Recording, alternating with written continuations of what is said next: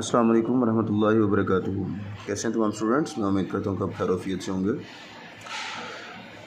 आज हम क्लास 10 का चैप्टर नंबर 3 का टॉपिक जो पढ़ने जा रहे हैं उसका नाम है transpose of a matrix. Matrix का ट्रांसपोज कैसे लिया जाता है? मैट्रिक्स के रोज़ को हमने कॉलम में कन्वर्ट कर देना है और कॉलम को हम रोज़ में कन्वर्ट कर देंगे, तो ये आपको बस एक मैट्रिक्स का ट्रांसपोज आ जाएगा। इसकी डेफिनेशन पढ़ लेते हैं।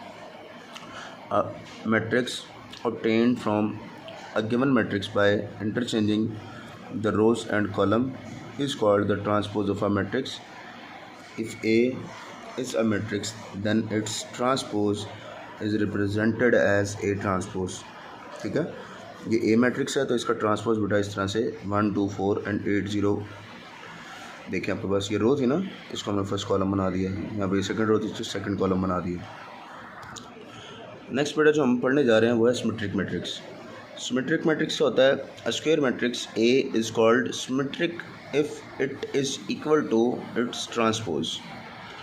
ठीक है, अगर एक मैट्रिक्स का हम ट्रांसपोज लेते हैं, ये देखें जैसे ए है, ए का हमने ट्रांसपोज लिया है तो वापस वही मैट्रिक्स अगर आ जाता है तो इसका मतलब है कि वो आपके पास एक सिमेट्रिक मैट्रिक्स है। ठीक हो गया।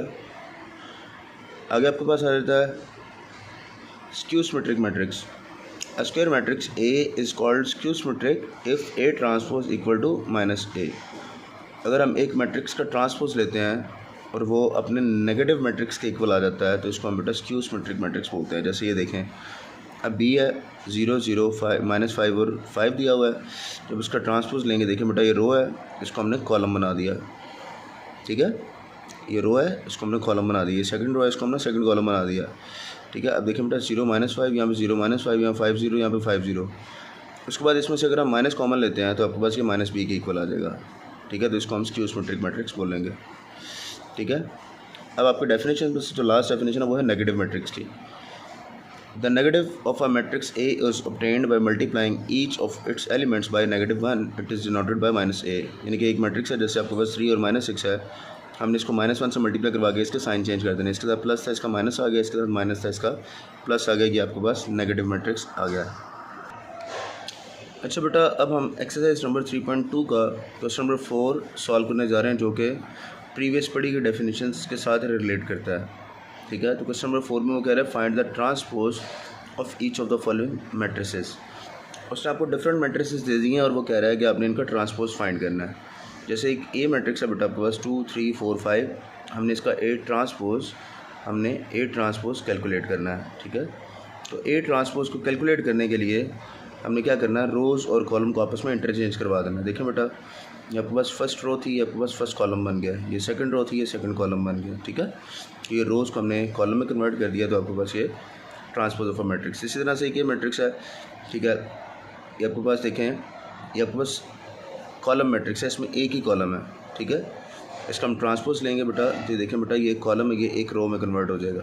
ठीक है, इसका ऑर्डर आपके पास क्या है, 3/1 है। अगर हम ट्रांसपोज का ऑर्डर फाइंड करें तो वो आपके पास 1/3 हो जाएगा। इसी तरह से आपके पास आगे दो और मैट्रिक्स उसने दिए हुए हैं।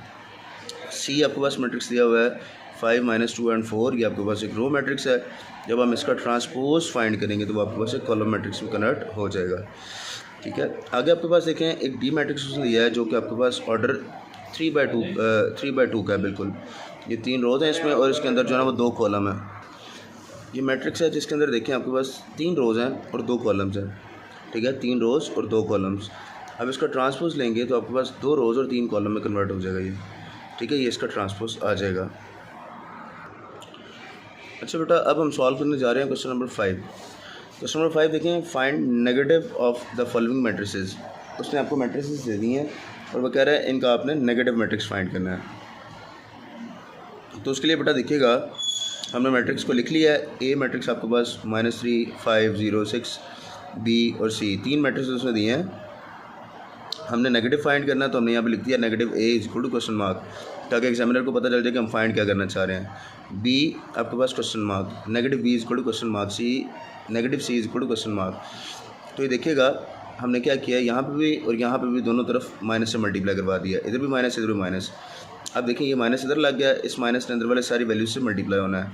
तो आपको पता है बेटा कि माइनस जब किसी भी वैल्यू से मल्टीप्लाई होता है तो उसका साइन चेंज कर देता है। ठीक है, अब देखें जैसे ये -3 से मल्टीप्लाई हुआ 3 हो गया, -5 से मल्टीप्लाई हुआ -5 हो गया, -0 से मल्टीप्लाई होगा तो बेटा वो 0 के ऊपर कोई असर नहीं पड़ेगा, 0 0 रहेगा, और जब 6 से मल्टीप्लाई होगा तो वो -6 आ जाएगा। इसी तरह से देखें बेटा ये बी में भी माइनस इन सब से मल्टीप्लाई होकर देखें इनके साइन चेंज हो गए हैं। इसी तरह से सी है, इन सब से सी मल्टीप्लाई हुआ है, माइनस मल्टीप्लाई हुआ है, तो देखें बेटा इनके भी आपके पास साइन चेंज हो गया और ये आपके पास नेगेटिव ऑफ अ मैट्रिक्स आ गया है।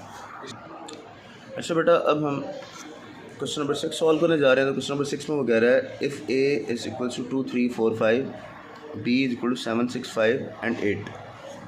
वो कह रहा है हमने वेरीफाई करना है कि ए का डबल ट्रांसपोज लें, यानी कि ट्रांसपोज का फिर दोबारा ट्रांसपोज लें तो वही मैट्रिक्स आ जाता है। बी का डबल ट्रांसपोज लें तो आपके पास वापस से बी आ जाता है। तो इसको सॉल्व करते हैं हम।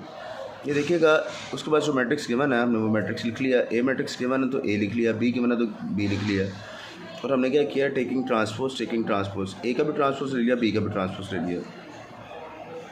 ए का ट्रांसपोज इधर ट्रांसपोज का साइन लगाया तो इधर भी टी लगा दिया हमने, इधर बेटा ट्रांसपोज का साइन लगाया तो इधर भी टी लगा दिया। अब आपको पता बेटा ट्रांसपोज जब लेते हैं तो ये देखें रो था इसमें कॉलम में कन्वर्ट हो जाना है, ये रो था इसमें कॉलम में कन्वर्ट हो जाना है, ये रो है सॉरी ये रो है, ये देखें कॉलम बन गया, ये भी रो है तो ये भी कॉलम बन गया। अगेन टेकिंग ट्रांसपोज हमने दोबारा से ट्रांसपोज ले लेना है, इसका भी और इसका भी।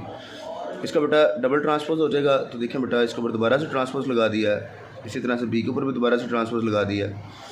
ये देखिएगा इसका जब ट्रांसपोज लेते हैं कि आपके पास रो है ये कॉलम में कन्वर्ट हो गया, ये रो है ये कॉलम में कन्वर्ट हो गया, ठीक है। तो ये देखें आपके पास 2 दफ़ा ट्रांसपोज लेने से ये वाला मैट्रिक्स आपके पास वापस ए मैट्रिक्स के इक्वल आ गया और ये वाला मैट्रिक्स आपके पास बी मैट्रिक्स के इक्वल आ गया। देखें याद रखिएगा 7 6 5 8। देखें बी मैट्रिक्स में आपको दोबारा दिखा देता हूँ 7 6 5 8। ए मैट्रिक्स आपके पास था 2 3 4 5।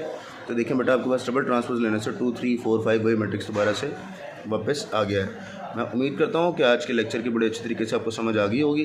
फिर भी अगर किसी बच्चे को किसी सवाल में या किसी स्टेप में समझ नहीं आई तो वो कमेंट सेक्शन में अपनी राय का इजहार कर सकता है। इंशाल्लाह उसके मैसेज का जवाब ज़रूर दिया जाएगा। अल्लाह पाक आपका हामी व नासिर हो।